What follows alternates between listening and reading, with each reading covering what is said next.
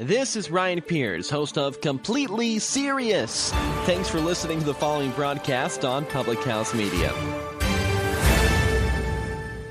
How's it going, everybody? Hey, guys. This is Keith. And Katie from Coffee with Keith and Katie on Public House Media. Thanks for listening to the following broadcast on Public House Media. When you're done listening to this show, I hope you'll come check out our show, Coffee with Keith and Katie. A new episode comes out every Sunday morning at 9 o'clock. Thanks for listening to the following broadcast on Public House Media.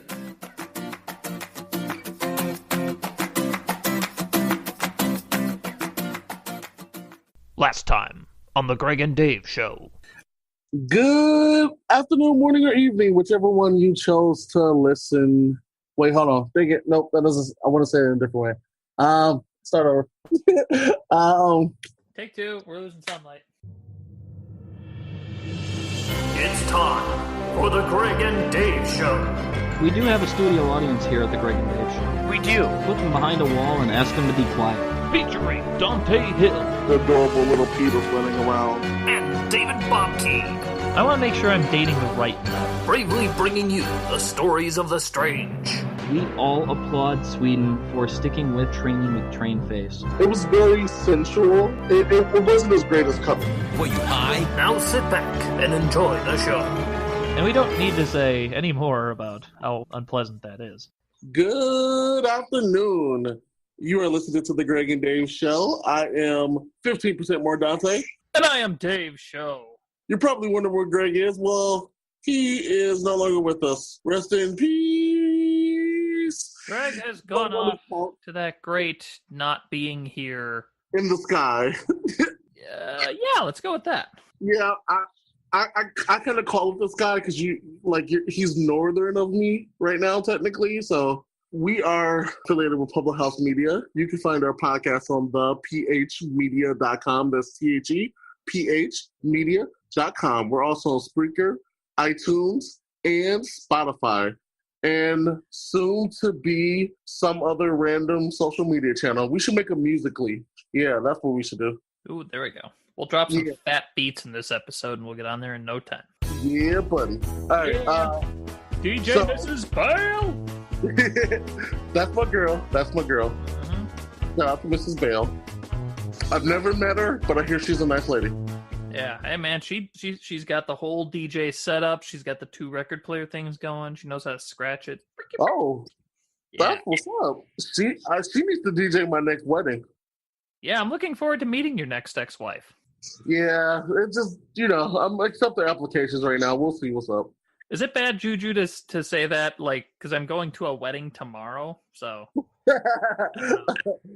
I'm going to say no for now. Okay. We'll see what happens at the wedding. Indeed. And, 15% more, Dontae. There's one thing that I know will not be at that wedding. What? What I love is that nobody listening can tell that I'm trying to segue into the first story. It was seamless. It was. It was pretty perfect. Yep, seamless. Now they know. They do now, yes. We'll make sure they don't know for the second one. Yeah, it'll be much more subtle. But we have a story here that I think kind of relates to what our third story is going to be, but, we don't want to get ahead of ourselves. Yeah. But yes, our first story comes to us from Delish.com, and this is a story that apparently came out in May. I personally just found out about this like a month ago. Okay. And I am blown away by this. Let's see how blown away I'll be.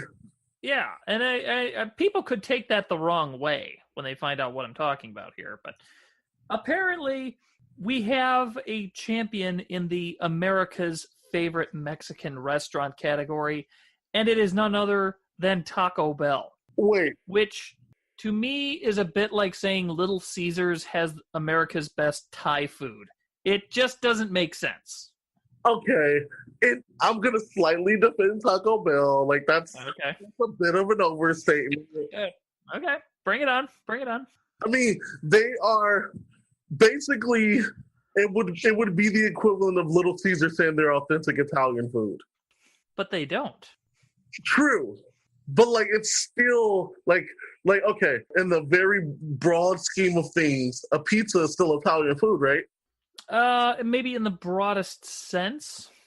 I wouldn't specifically say that it's like authentic Italian, though. Yes, that is true. And wait, okay, did the article say it was authentic Mexican or just Mexican? Well, we'll have to read the story, won't we? Let's hear it. All right. In what can only be described as a huge slap in the face to our southernmost neighbor, America just declared Taco Bell its favorite Mexican restaurant. And we will be building walls around Taco Bell's No, we're not. French fries served with nacho cheese and tacos wrapped in Doritos tortillas are marks of great Latin cuisine here in the good old US of A. To be fair, authentic restaurants, to our point here, weren't really given a fighting chance. The Harris Poll Equitrend study only gave participants 6 mainstream options. So right there, it is slanted. Okay, fair. Let's see who's out there. Taco Bell, Chipotle, Do it. Moe's Southwest Grill, Okay. Qdoba, Baja Fresh, and Del Taco. I have actually had all of those places except Del Taco. I haven't been there yet. Interesting. Now, I've been to Qdoba a couple of times. I don't think I've actually ever been to a Chipotle or a Moe's, and I've never heard of Del Taco or Baja Fresh. So Chipotle, Qdoba, and Moe's are all in the same category. It's like a Subway line. You get the burrito, add the toppings, all that stuff. One of them, I don't remember which one. I think it's Chipotle. They're the ones that charge for guacamole, and people hate that. Oh, yeah. Yeah, people riot on. They get charged for extra guacamole. I mean, that's just not fair. True. The Baja place, I think I remember just getting a taco. It wasn't nothing big there. I think it's been a long time, so I can't remember exactly what they have.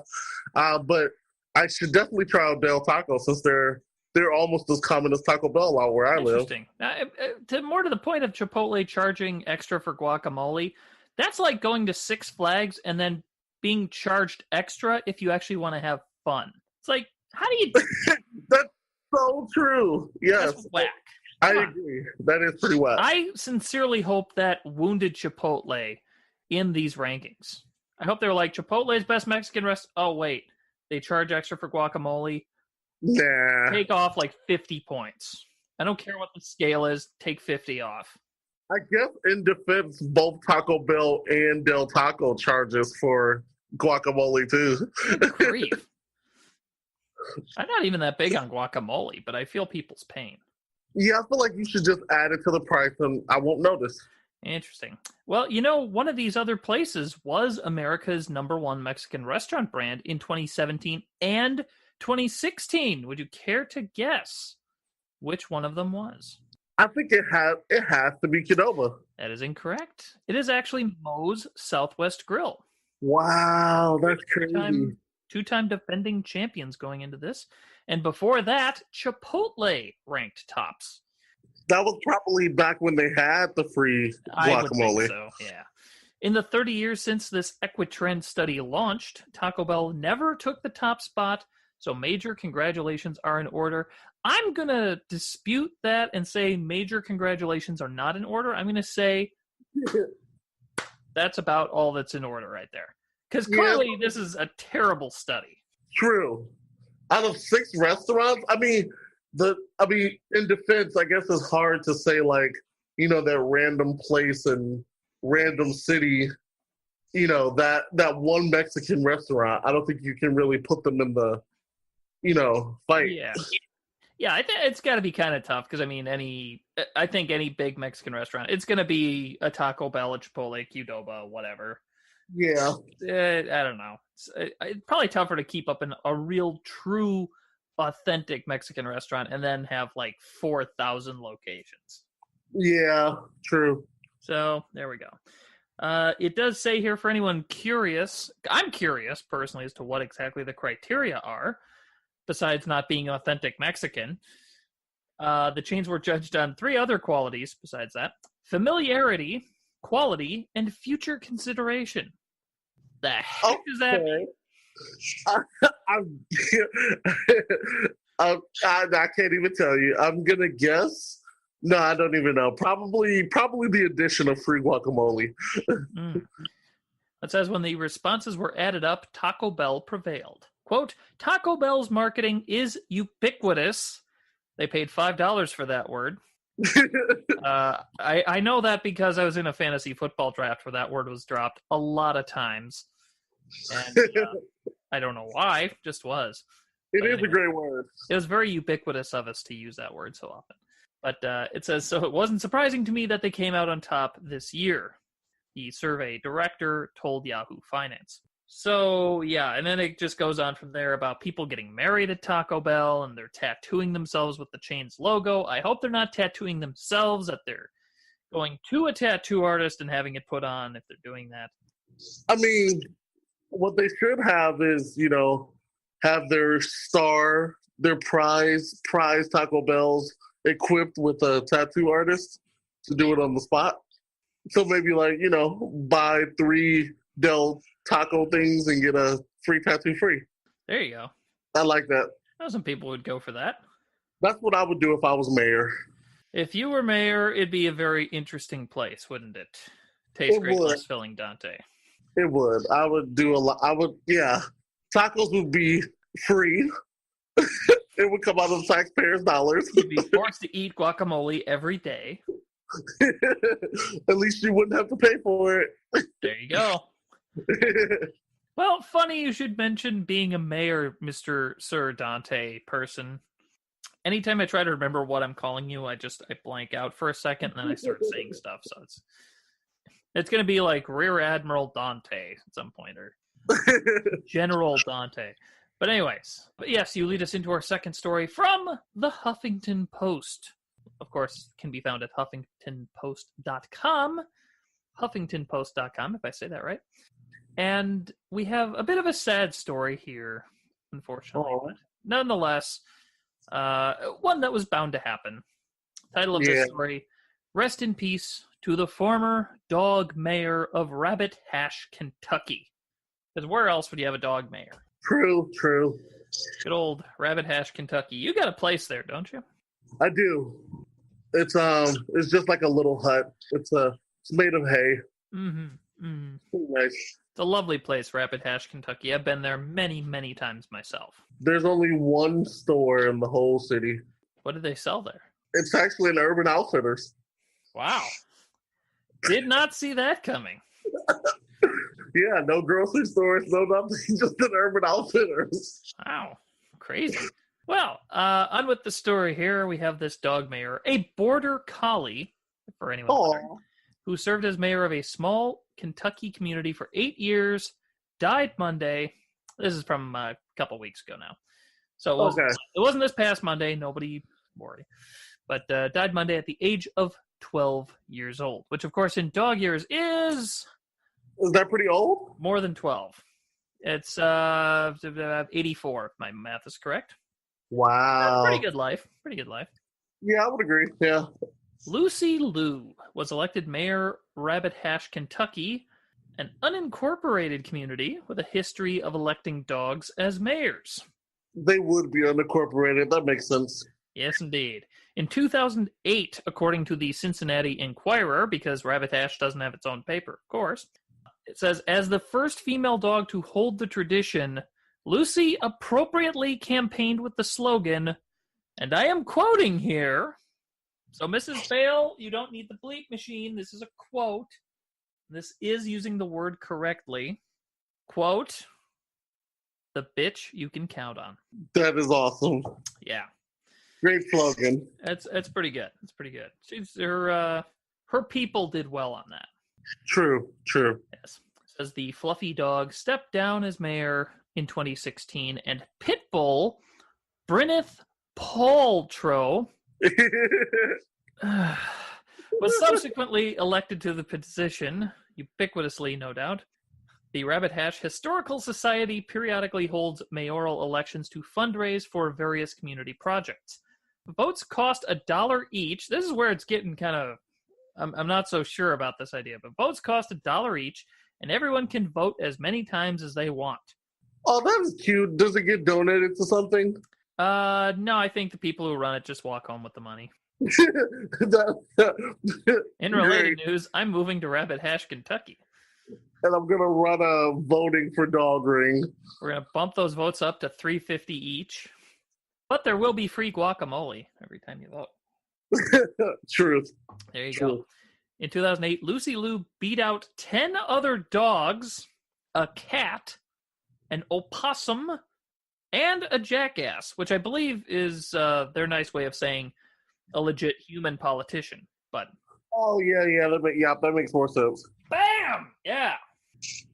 For the coveted position, according to the Historical Society. Her political sights didn't end with mayorship, however. She made a bid for president ahead of the 2016 election. Can you believe that? Running for president? I would have voted for it. I would have. She would have gotten my vote, doggone it. Better than the dogs that ran. True. Yes, her campaign manager and owner, Bobby Kaiser, telling the Huffington Post, quote, all the other presidential candidates are dogs. Why shouldn't a real one run? Yes. Off leash, may I add. I like that. I like that. Yes. Kaiser posted a moving tribute to Lucy Liu to Facebook on Monday. She was an astounding canine who brought joy to many more people than just her immediate family, she wrote. I'm so proud to have known her and shared the short years on Earth with her. Run free and easy, sweet girl. Mama loves you. A lovely sentiment there from Lucy Liu's owner. And, of course, we wish the best to Gwyneth Paltrow, the current dog mayor of Rabbit Hash, Kentucky. I will definitely be voting for that dog for president. Yeah, well, I'll tell you what. People are going to be watching that pooch very closely. Paltrow's got big paws to fill. No doubt about it. True. That was a sad story. I feel like I can barely hold the tears in. Yeah, well, you better hold it because we got a commercial break coming up. Okay, good. And, okay. We'll all be holding it because we've got a third story that's, well, it stinks, but Mrs. Bale said we had to do it anyway. Yeah, gotta listen to her. Yep, gotta do as she tells us to. And so, yeah, we're gonna take a break. You folks enjoy your Taco Bell. And I mean enjoy that Taco Bell because this story may affect the way you eat Taco Bell. True. We'll be back at whatever this show is right after this.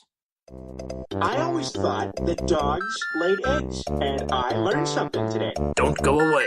The Greg and Dave Show will be right back. Big ups to our homeboy Kevin MacLeod at Incompetech.com.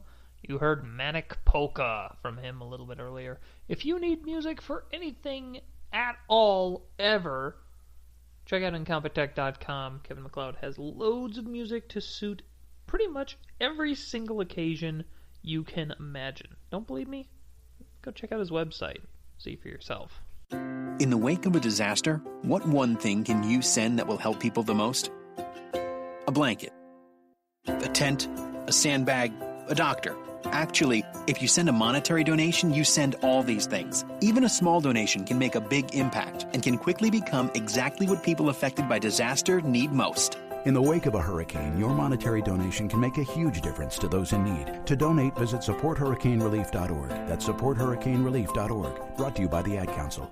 Hey there, it's Rachel Mullins, the host of Hashtag No Filter Fridays on Public House Media.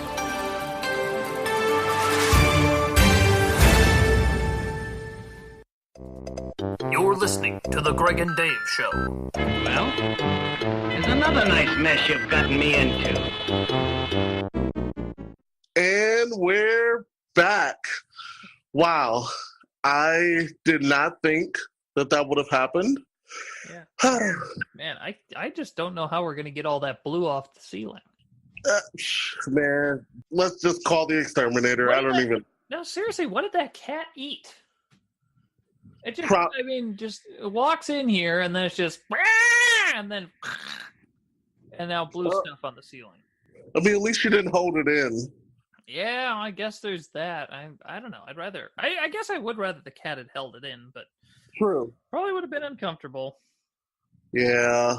And we all know the pain of holding it in, don't we? We do. Especially when you're on your first date. You know, it's a pretty girl or boy, whatever you're into, and you're about to, make the move for a kiss, and little do you know, you feel your stomach rumbling a bit, and you decide to hold it in. Yeah, and you think that's a good idea.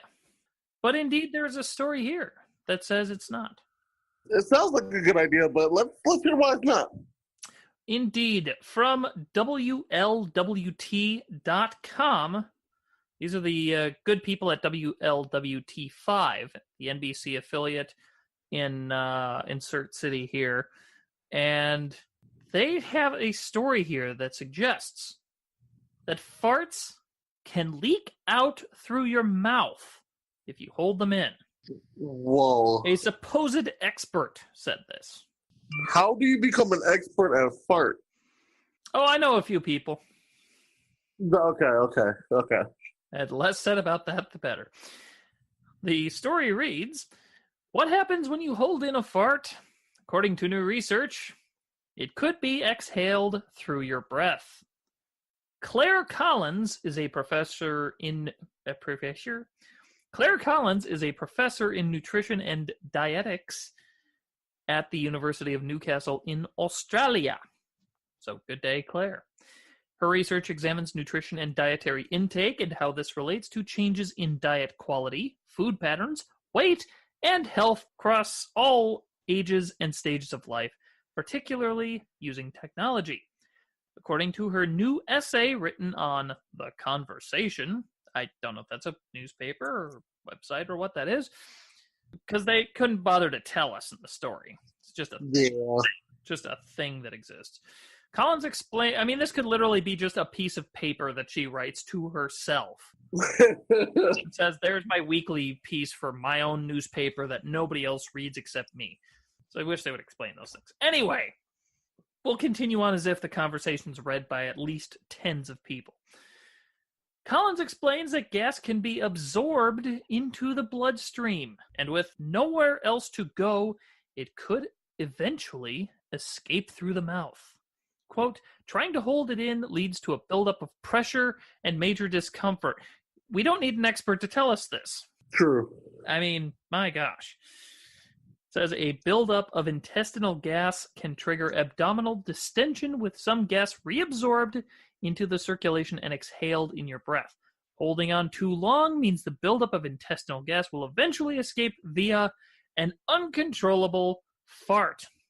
I question whether this person's really an expert, because usually they say like flatulation or expelling gas.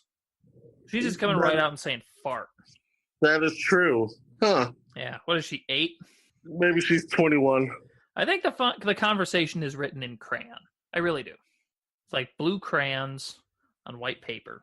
Yeah, that is the best way to write your scholarly article. Stinky farts come out your mouth. Ha ha. Do you like me? Yes, no. Anyway, the research is not clear on whether the rise in pressure in your rectum increases your chance of developing a condition called diverticulitis, another $5 word, where small pouches develop in the gut lining and become inflamed, or whether it doesn't matter at all. Oh. So what should you do if the urge to pass gas arises? What are you going to do? 15% more, Dontae. I think it depends. So if let's say I'm on a bad date now, this lady, she's just not being a good date. She's being rude to the waiter, stuff like that. Mm-hmm. And she comes in for the kiss. It'd be a great time to hold in the fart and then let it expel just a little bit through my mouth so that she smells that. Interesting strategy. I thought you'd maybe like try to, cut the cheese to scare her off that way, or maybe even turn around and try to do it at her in her direction. That is true. I could have used that as well. I fart in your direction. We're losing so many listeners right now. But anyway, we're probably down to one. Probably down to one. And I'd like to say, hi, Mom. Hope you're doing well.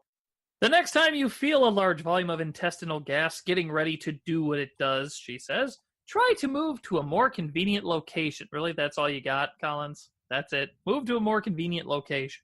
This would have been a great time for her to plug her, anti-fart underwear or something. Yeah, I think she's basically saying if you have to fart, go to Rabbit Hash, Kentucky, because the dogs won't care. True, they're all mayors anyway. The mayor don't care. So it says whether you make it there or not, the best thing for your digestive health is to just let it go. And fun fact, that's actually what the song from Frozen was about. And then they changed it and rewrote it because they thought it was kind of gross. Ah, that makes sense. Can you just imagine Elsa letting one out? Just a little. But I feel like a castle made of farts would be harder to, maneuver in. Yeah, man, that would have been a very different movie. Probably for the best that they rewrote it. Much more comedic, though. Yeah. That's one of those where they say, it's like anybody can be an expert now. And you say you're an expert about something, and you are, because you have some sort of a theory that kind of makes sense. And so therefore you're an expert. I don't know. I don't get it. That's true. I am an expert at judging people. I'm an expert at drinking Mountain Dew. See? Yep. We are all talented in our own ways. Yep. Mrs. Bale is talented at many things. Such as not being there. Yeah, she's... At least in my eye. She's, I just still don't know why we have that soundproof wall between you two, but we should really move that. But Mrs. Bale's got a great talent of just staring a hole through me. Oh, wow. Just sitting there, staring. That cold, deathly stare of hers. I gotta see that one. It's never going to end, is it, Mrs. Bale? Nope. No, it's not. This will never end between you and I.